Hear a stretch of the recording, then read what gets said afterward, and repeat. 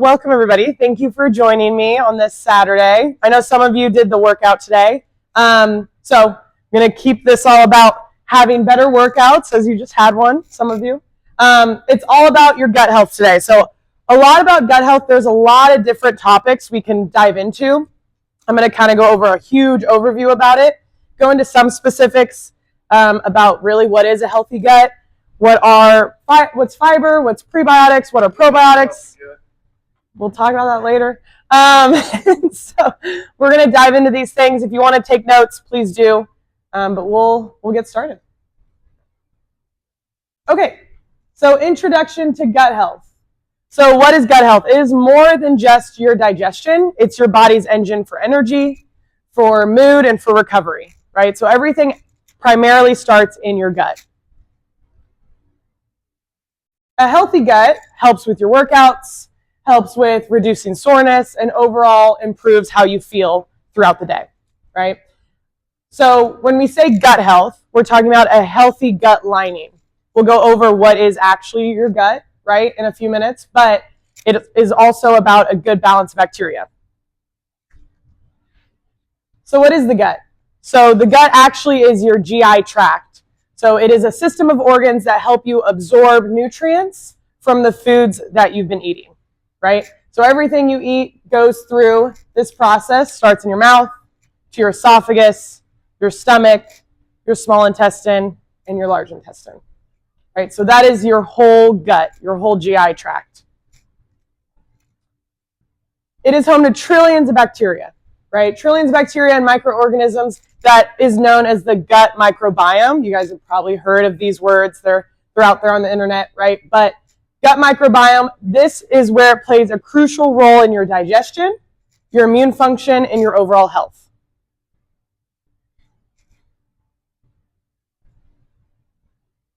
All right, so we're going to talk about the importance of gut health.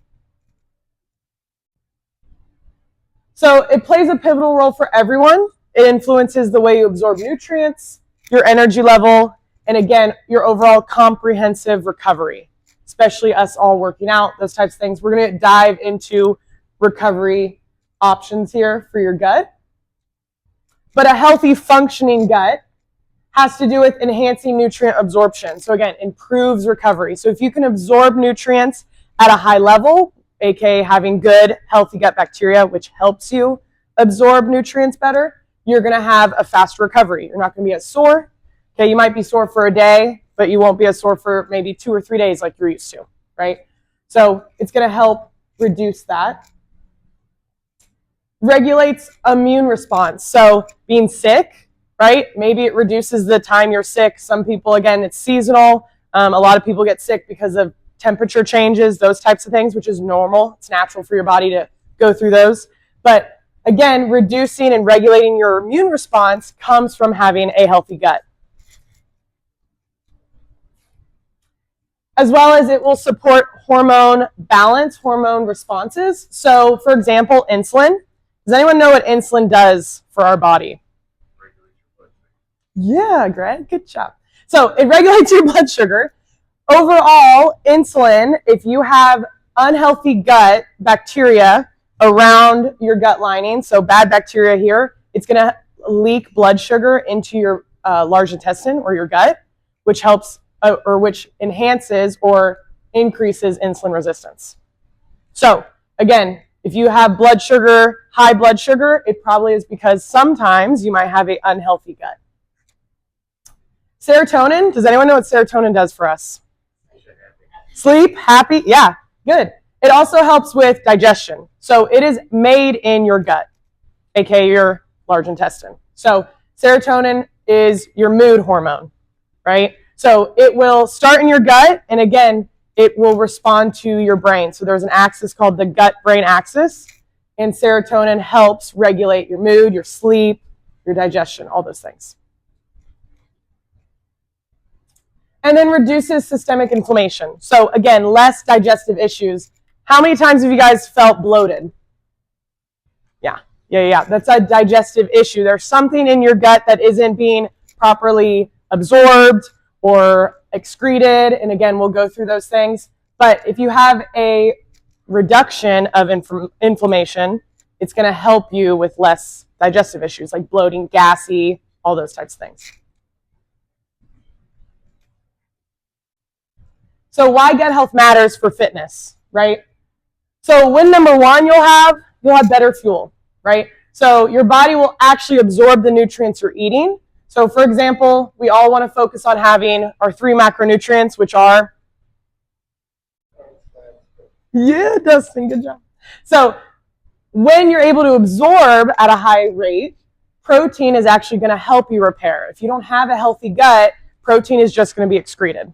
So we want to focus on absorbing these vitamins and minerals that we're giving our body. So 1, better fuel. 2, faster recovery. So again, reducing your soreness time, it reduces inflammation in your body, so meaning quicker recovery. When number 3 is more consistent energy. How many of you have had or had the feeling of the 2 p.m., 3 p.m. slump in the middle of the day? Oh yeah, I have. Yep, exactly. And so a lot of that, what'd you say? Siesta, yeah, there you go. Naps can help too. But overall, a balanced gut can help support stable energy, better sleep, right? So those are different factors that can help you not have that 2 p.m. slump as much, right? And the last one, stronger immune system, like we've talked about. So less time being sick means more time being in the gym, getting stronger and hitting your goals consistently. So those are the big 4 wins of why gut health matters. Now we're going to go to your gut's favorite food, which is fiber. Do you guys know what fiber is? What kind of foods have fiber in them? Yell it out. Fruits and vegetables. Broccoli.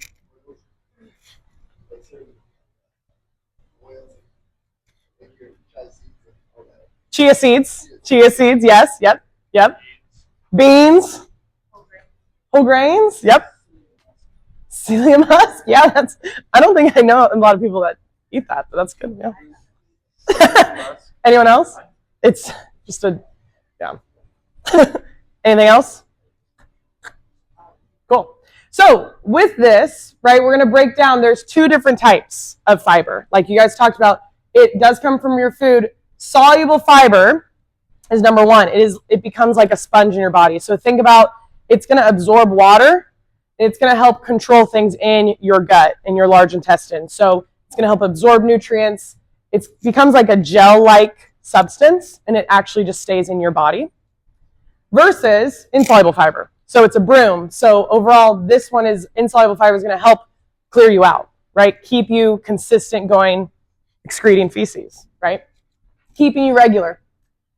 Soluble fiber, like you guys said, soluble fiber is oats, beans, and fruits. So those are different types of that soluble fiber that feeds the good gut bacteria as well that we'll talk about later. Insoluble fiber are your green veggies, so green leafy veggies. If you work with us, which all of you do here at Evexia, with your nutrition coach, we talk a lot about green leafy veggies. Okay, this is why, because especially too with whole grains, it's going to keep digestion going and make you stay regular. So some tips is add fiber slowly. So for example, if you only eat maybe 5 to 10 grams, if you guys are checking in the app what you're actually eating, and maybe you're only eating 5 grams of fiber in total of a day, we as nutrition coaches wouldn't make you or have you eat 30 to 40 grams right at the beginning, right? Because again, it can cause gassing and bloating. We're going to slowly add that fiber in to your day. And then athletes need fiber too. You're all athletes. We're all athletes. So you need it for recovery and for your metabolism. Okay, role of dietary fiber. I like how, I found this chart because I like how it compares them just a little bit more. But again, soluble fibers helps with diarrhea.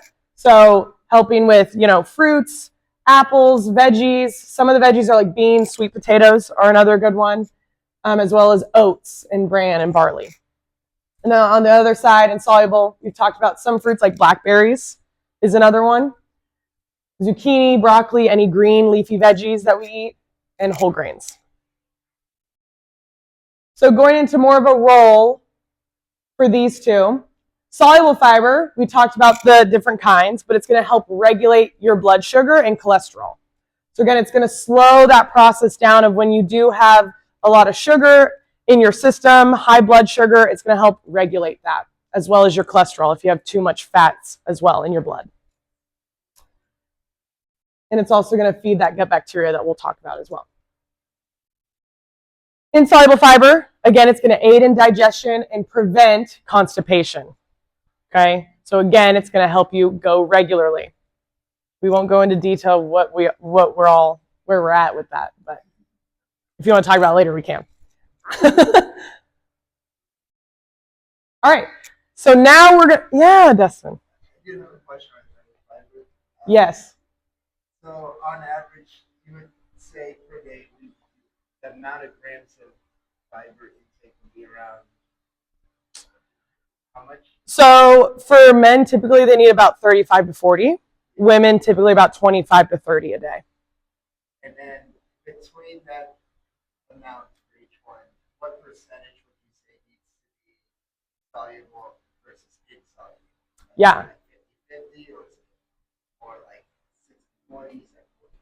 Yeah, that's a good question. So he asked, what is the percentage? So versus soluble, insoluble, it depends on the person. So again, if you wanted to know actually like what your stools kind of look like, if it's not as frequent or you're more constipated, then the percentage is going to change, whether you need more soluble or more insoluble.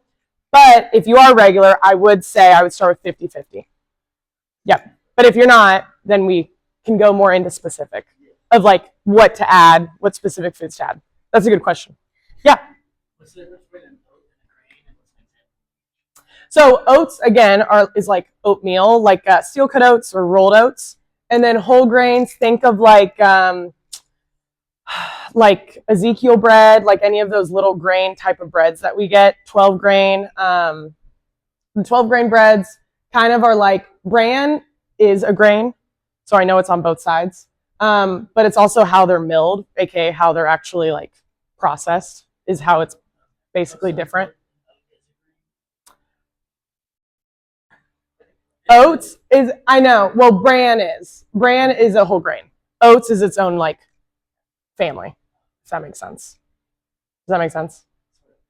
Yes. So whole grains have different types, like bran, barley, those types of things. Oats is like steel cut, rolled oats that you see, that you can buy. Yep.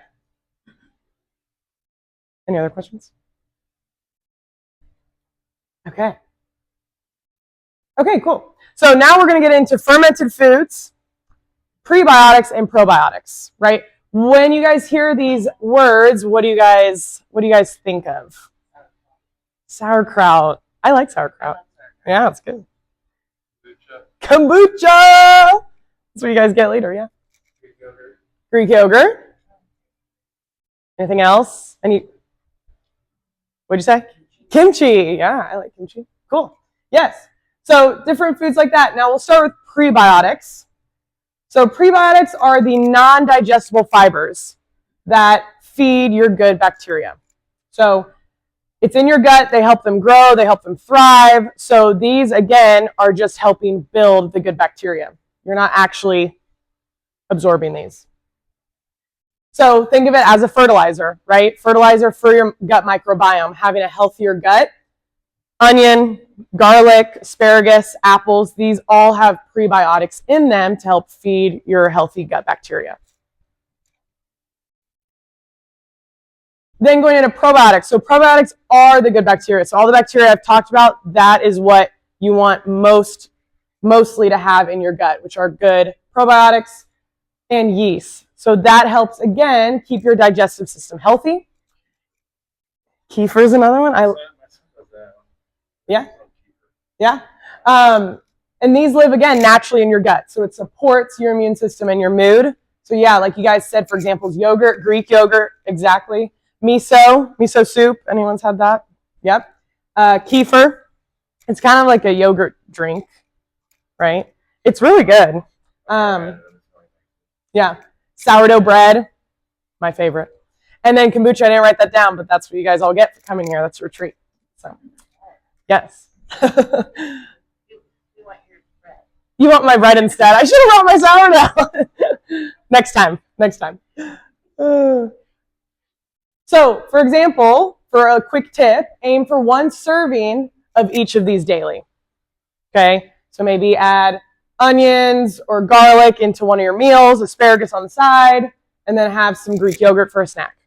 Right? Have 1 of these each day. I'll go through an example day of meals as well. Okay, so you guys have seen probiotics, you've seen them out in the store, some supplements. So how do you even buy one? What do you even look for, right? So I'm going to break it down here. What to actually look for. Make sure it says live and active cultures. If not, that they're dead bacteria, which aka they're not going to do anything for you, right? So they need to be live. You need to at least have 5 to 10 billion CFUs. So aka having a multi-strain of bacteria. So you want different strains.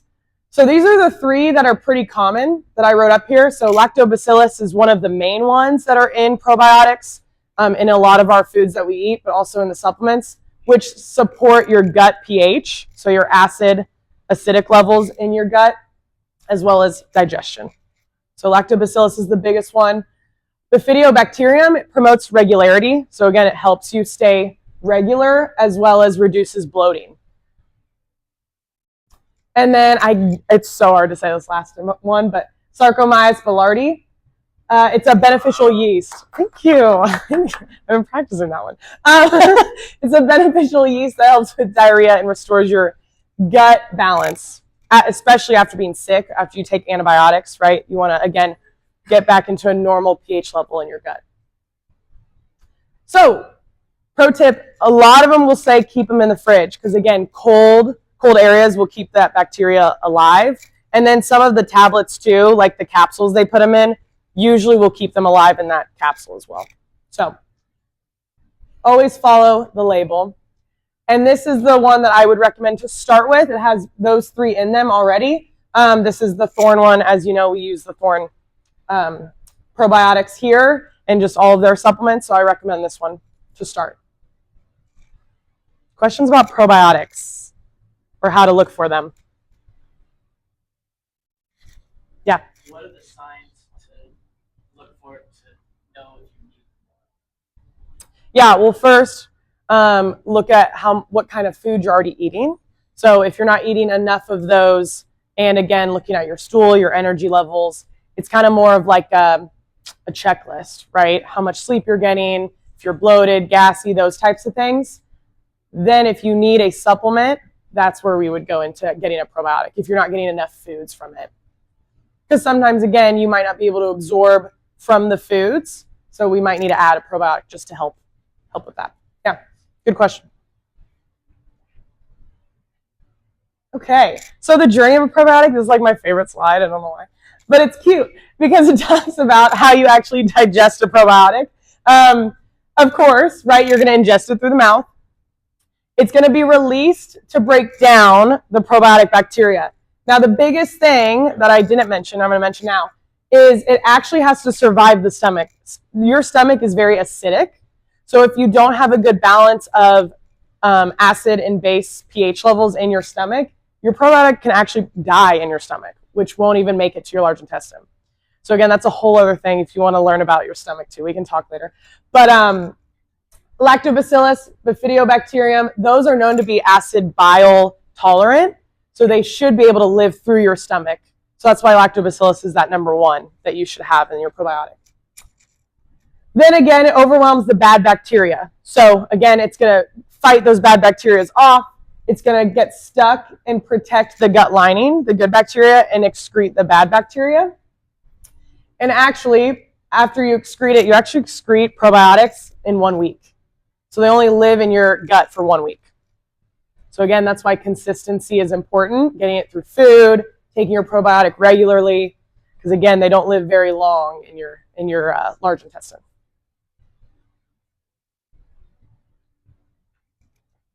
Okay, so ultimate recovery hack, basically what we went over is Probiotics, so they rebalance your gut bacteria. Just to summarize here, strengthen the gut barrier,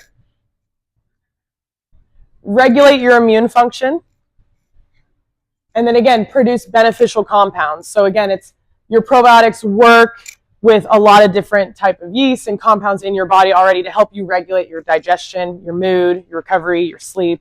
Everything's connected. You probably have heard that. Everything in your body is connected.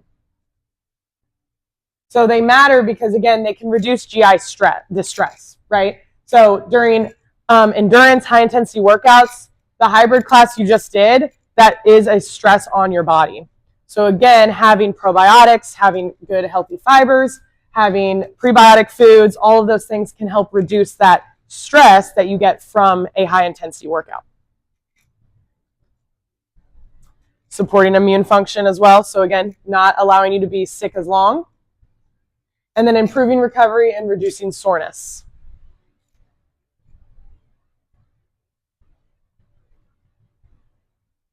All right, so how gut health helps with recovery. So again, absorbs key nutrients like proteins, B vitamins, magnesium, right? All of the minerals and vitamins that our body needs to actually function properly. Reduces inflammation and soreness. And supports better sleep and mood via the gut-brain connection. So the gut-brain axis, like we've talked about, a lot of our hormones are connected through that as well. And then produces short-chain fatty acids. So actually everything that is broken down in your large intestine becomes a short-chain fatty acid, which helps with energy, which helps with, again, efficiency in your muscle. So your muscle cells contracting, relaxing, all those things. And then the last thing, we've talked about this. Post-workout nutrition isn't just about protein. That is an important macronutrient for us, but it's also about absorption, inflammation, and as well as sleep recovery. So again, all of it's connected. Any questions so far? Okay. We're going to kind of pivot a little bit. We're going to go through some common myths. We're going to go through some symptoms, and then actually some conditions that are out there that you guys may have heard of, and then kind of break down an example meals for you guys. So common myths. Fiber causes bloating. Yes, it can. We've talked about that, but it's sudden increases. So again, if you have too much of it too fast, it can cause that gassy, that bloating temporarily, right? But long-term fiber will improve your digestion. So again, your body kind of has to get used to it, adapted to it. You don't need fiber on a low-carb diet. False. You still need fiber, right? Fruits, vegetables, like we talked about. So when people go through low carb, right, we still want them to make sure they're getting at least green leafy veggies. If you're type 2 diabetic, those types of things, keto diet, they're still wanting to focus on fiber as an essential nutrient.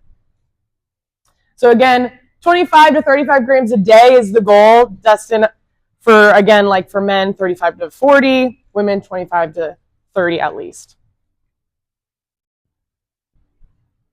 Only old people need fiber. False. I've actually heard that before, and so I wrote that up there. I was like, no, everyone needs fiber. It is crucial for everyone, right? Especially active individuals and athletes, right? To help, again, digest the nutrients, to absorb their nutrients.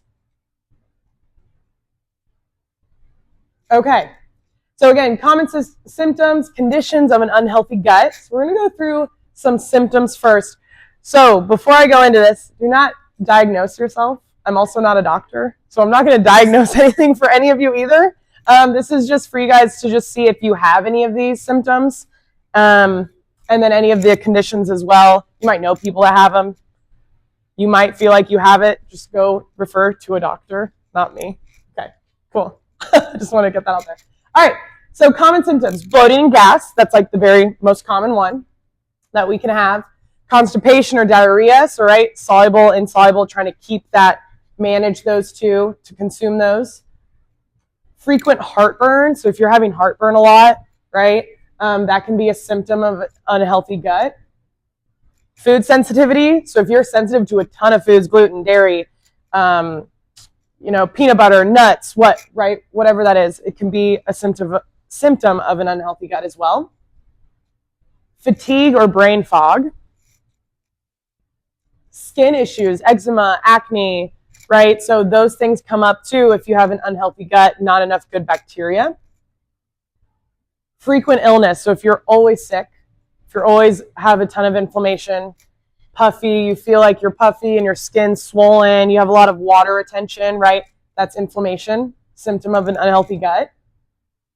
Mood swings, if you're moody, right? Anxiety, depression. Sugar cravings, so if you're always craving sugar, that is a symptom of an unhealthy gut. Bad breath, so brush your teeth. Okay, so common symptoms. Now we're going to go through common medical conditions linked to an unhealthy gut. So gut specific, leaky gut syndrome. Has anyone heard of this? Yes. Okay. Yes. So leaky gut, right? Basically, it's just saying that your gut lining is kind of breaking down, permeable, aka it just means that you're allowing any other toxins or bad bacteria into your gut lining. So you're not able to keep the good bacteria as like a shield. Okay? So allowing undigested foods, those types of things into the bloodstream. Symptoms, again, bloating, food sensitivities, fatigue. So just breaking down a little bit of the leaky gut syndrome. We've heard of IBS, IBD. I'm going to put both of these on the board. Yep. So IBS, IBD, so one's a syndrome, one's a disease. They both have to do with just a digestive disorder. So not being able to fully, again, affecting the communication between your gut and your brain. No. But, is it really? You're Irish, yeah. Oh. Large intestine. Interesting. Didn't know that. There you go. So again, IBD though has to do with autoimmune inflammation. So thinking of like Crohn's disease, ulcerative colitis, right? And again, having blood in your stool, weight loss, fatigue, all those different things. SIBO, small intestine bacterial overgrowth. So too much bacteria in your gut, right? It's an overgrow in your small intestine, which interferes with the absorption process, right? So again, bloating, abdominal discomfort, diarrhea, malnutrition, right? All those things. And then celiac, right? So again, this is an autoimmune reaction to gluten specifically, and it damages that lining in the small intestine. And then again, symptoms, digestive issues, nutrient deficiencies, and brain fog. Okay, so again, just some medical conditions that you see with an unhealthy gut. Now, going into the next slide. So whole body conditions. So breaking this down, that's linked to an unhealthy gut. So talking about like skin disorders, we brought up like eczema, acne, psoriasis is another one from an unhealthy gut. It's an imbalance of gut bacteria, ultimately, right? Creating some flare-ups in your skin. So again, skin irritation, breakouts, all those things are linked to an unhealthy gut.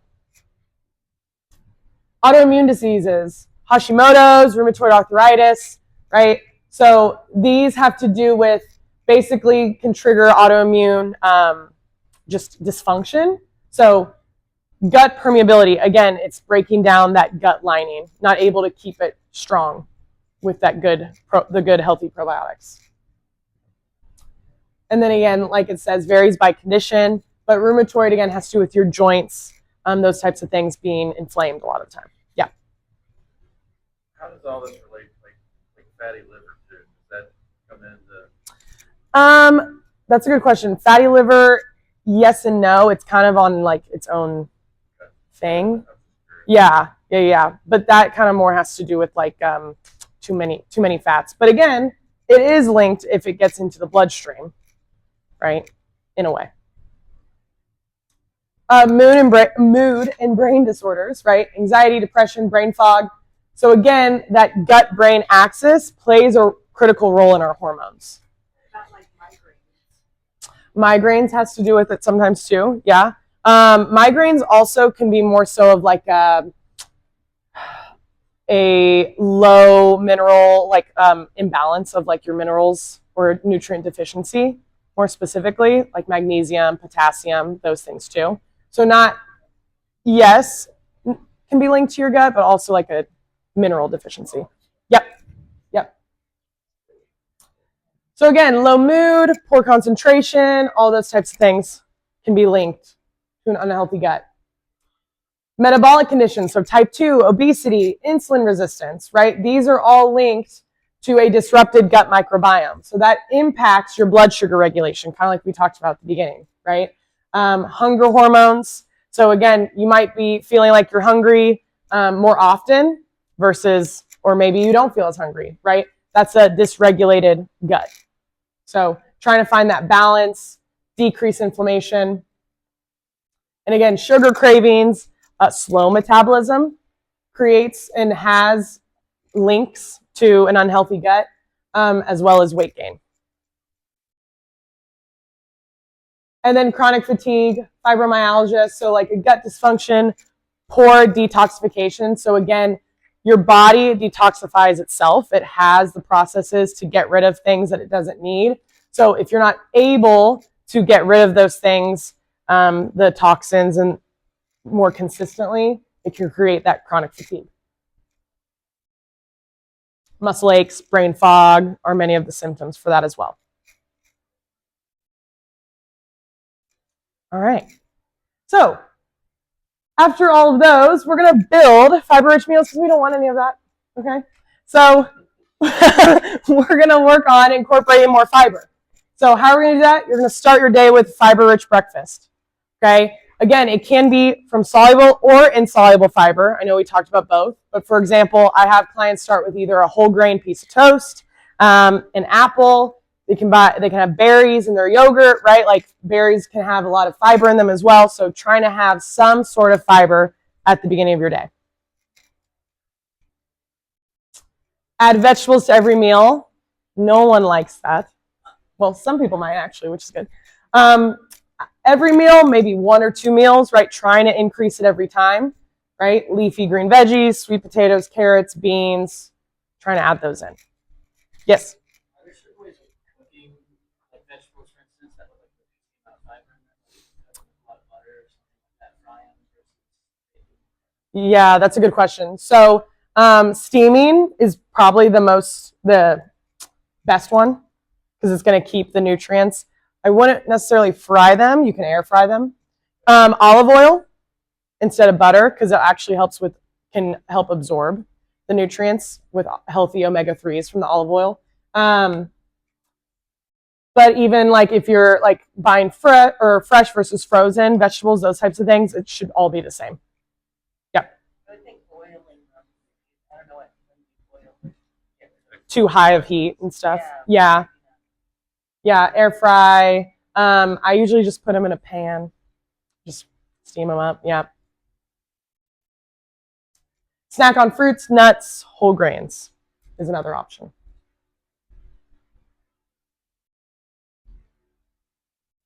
Look at that meal.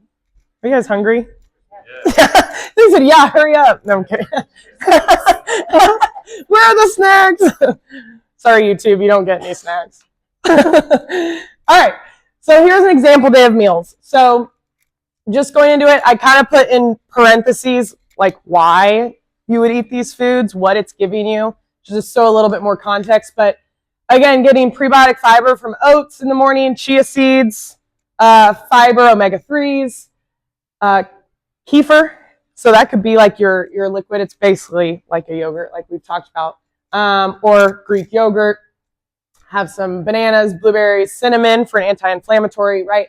So going down the line here, you can see there's still protein, carbs, healthy fats, veggies, right? And all of this. It's just showing you the difference and why. A lot of different fibers, fermented foods we're adding in.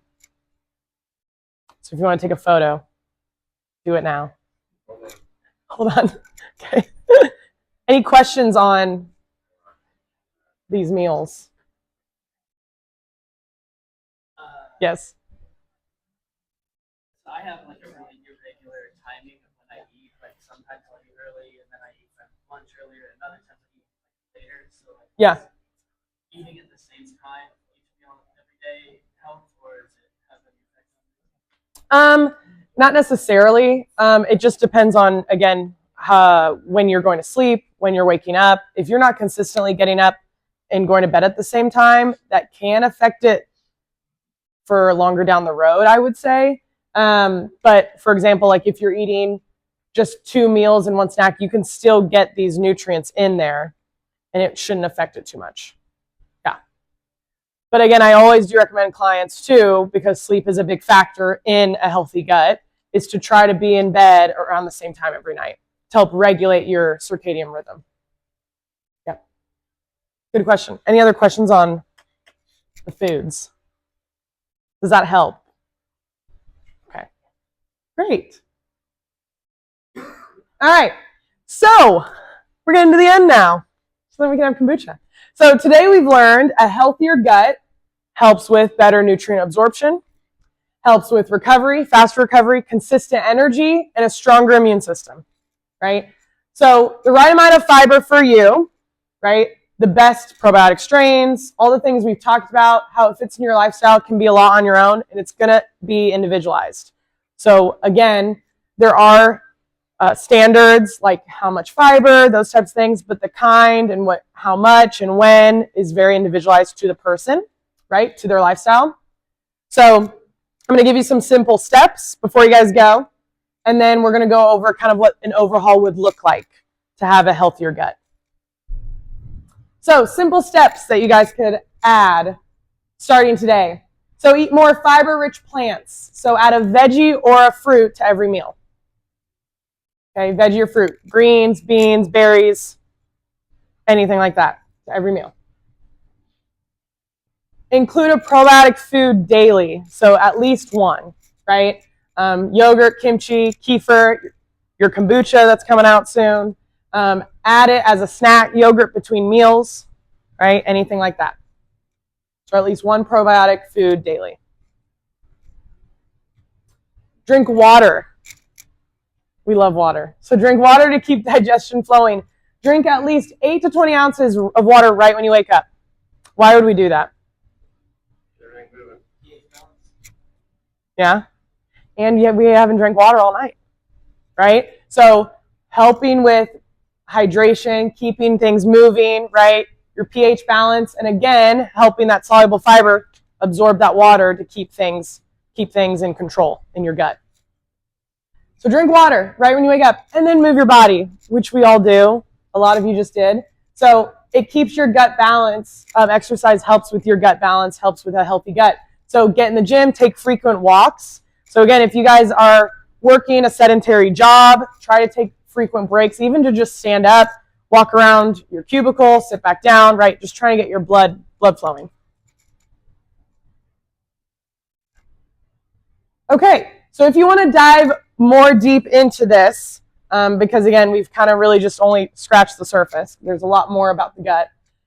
It takes typically 3 to 6 months to help you feel like you're having more consistent bowel movements, feeling like you have better energy, better sleep, right? It's consistency. So at least 3 to 6 months.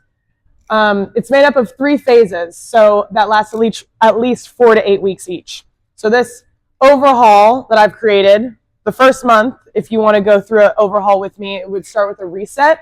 So we would basically remove inflammatory triggers or any foods and giving your gut a clean slate. So simplifying your nutrition for 1 whole month. Reducing stressors, calming gut irritation. So 1 month of reset. Month 2, repairing. So focusing on, again, repairing the gut lining, supporting digestion through targeted nutrients. So again, specific nutrients your body may need. Lifestyle support, as well as healing foods. So adding in certain foods to help heal your gut lining. And then month 3 would be rebalance. So restoring a healthy gut microbiome, optimizing your body's natural rhythm. So your circadian rhythm with your sleep, when you're eating, what your lifestyle looks like, building long-term habits to support digestion. Okay. So again, this is a new overhaul, a new protocol that we are bringing out for the gym. If you guys are interested in using it, If you are interested to get more support, we can talk after this. If you want to do a 30-minute session just about a gut health assessment, if you're interested in the 3-month overhaul. Other than that, thanks for joining me. If you guys have any questions before we go. Yes? Mentioned, I sent you a message about foods that are good for inflammation. Yes. What would that be? Yes, good question. So a lot of it too would be like those probiotic foods up there. I brought up cinnamon. So cinnamon is also a really good spice to add in for any anti-inflammatory. Turmeric, black pepper, ginger, any of those prebiotic foods, onions, asparagus, berries. Yep, all those. Yeah, you're welcome. I think that I use a ton of cinnamon, but I think it also can have a positive effect on your cholesterol. It can. Yeah, I love cinnamon. I put it in everything, almost. Yeah. Awesome. And is it Yeah. best to get your, I don't know, which one, for your probiotics from food rather than pills? Is it more beneficial to get it through your food? I would say it's beneficial to get both through your foods first. Okay. Yep. Try both. And then again, kind of like what Ian said earlier, it's like if you still are having the same symptoms of bloating, gassy, bad sleep, right? Like the mood is changing, mood fluctuations, energy levels are low, then we can talk about like a supplement. Yep.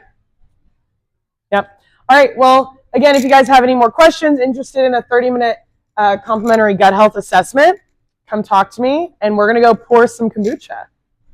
Thank you guys for coming.